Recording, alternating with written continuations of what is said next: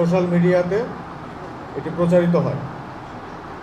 উক্ত ঘটনার প্রেক্ষিতে তৎক্ষণাৎ পুলিশ এবং র্যাবের পৃথক পৃথক দল ঘটনাস্থলে গমন করে এবং ঘটনার তদন্ত শুরু করে। এই বিষয়টি নিয়ে র্যাব, পুলিশের ঊর্ধ্বতন কর্মকর্তাগণ এবং মাননীয় স্বরাষ্ট্রমন্ত্রী মহোদয় বিশেষভাবে উদ্বেগ প্রকাশ করেন এবং কমান্ডারদেরকে ফোন করে আসামিদেরকে দ্রুত গ্রেপ্তার করার জন্য নির্দেশনা প্রদান করেন।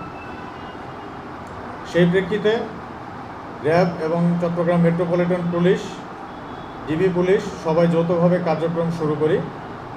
গত 14 জুলাই 2026 তারিখে পুলিশ কর্তৃক মোট 6 জন এবং র্যাব কর্তৃক 2 জন, 8 জন গ্রেপ্তার করা হয় এবং মেট্রোপলিটন পুলিশ কর্তৃক এটা প্রেস ব্রিফিং করা হয়।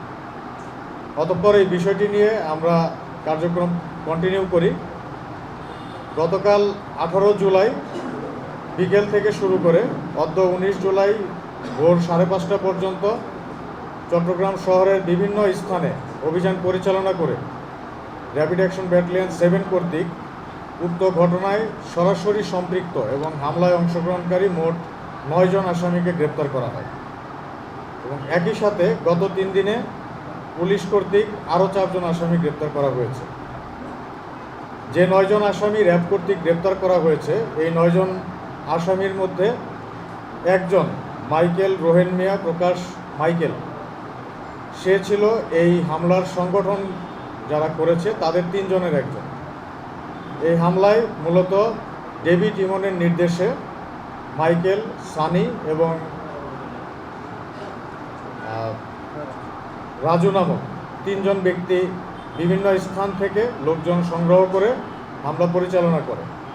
তন্মধ্যে অন্যতম একজন সংগঠক মাইকেলকে র্যাব কর্তৃক গ্রেপ্তার করা সম্ভব হয়েছে এবং অপর 8 জন আসামি হচ্ছে তুহিন, আকবর, আব্দুল মুমিন, মাসাদ মিয়া, দিদার মিয়া, সানজাদ হাসান, সৈরত হোসেন এবং মোহাম্মদ সাইফুদ্দিন। আসামিদের জিজ্ঞাসাবাদে জানা যায় যে ঘটনার 2-3 দিন আগে ডেভিড ইমন উক্ত প্রতিষ্ঠানের মালিককে ফোন করে 2 কোটি টাকা চাঁদা দাবি করে এবং চাঁদা না দেওয়ার কারণে 13 তারিখে উক্ত হামলা পরিচালনা করে। ডেভিড ইমনের নির্দেশে সানি, মাইকেল এবং রাজু, এই 3 জন ব্যক্তি চকবাজার, বাকুলিয়া, বদ্দারহাট, রাউজান এই বিভিন্ন এলাকা থেকে বেশ কিছু লোকজন সংগ্রহ করে এবং তাদেরকে দিয়ে দেশীয় অস্ত্র দিয়ে এই প্রতিষ্ঠানে হামলা চালায়।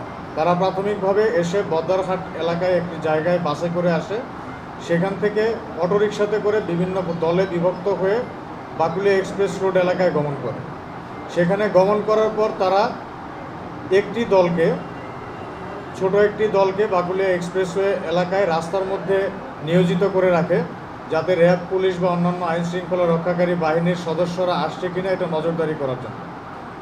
আরেকটি গ্রুপকে সেই বিল্ডিংয়ের নিচে এবং আশেপাশের এলাকায় খুব সাধারণ মানুষের বেশে অবস্থান গ্রহণ করে থাকে, যাতে পরবর্তীতে রিইনফোর্সমেন্ট প্রয়োজন হলে তারা পৌঁছাতে পারে। এবং মূল দল যারা হামলা করেছে 20 জনের একটি দল উক্ত প্রতিষ্ঠানে প্রবেশ করে এবং সেখানে যেয়ে হামলা, ভাঙচুর এবং লুটপাট করে। যাদেরকে গ্রেপ্তার করা হয়েছে তাদের 5 জনকে আমরা সিসিটিভি ফুটেজ দেখে শনাক্ত করা সম্ভব হয়েছে।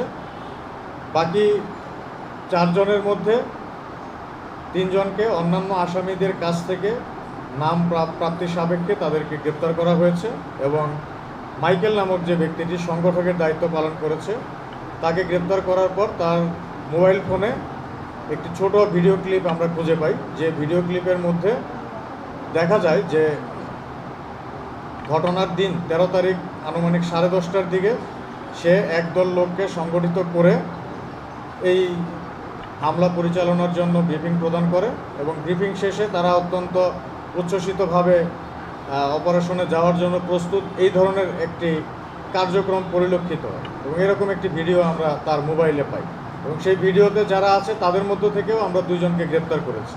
তো সব কিছু মিলিয়ে ক্রস চেকিং করে মাইকেল এই সংগঠকদের মধ্যে অন্যতম একজন সংগঠক এটা প্রমাণিত হয়েছে। উক্ত আসামিদেরকে এবং তাদেরকে গ্রেপ্তার করার সময় উক্ত হামলায় ব্যবহৃত যে একটি বড় আকারের সামুরাই এবং আরও কিছু দেশীয় অস্ত্র উদ্ধার করা হয়েছে। এই আসামিদেরকে এবং উদ্ধারকৃত অস্ত্রসমূহ পরবর্তী আইনানুগ ব্যবস্থা গ্রহণ করার জন্য থানায় সোপর্দ করা হবে।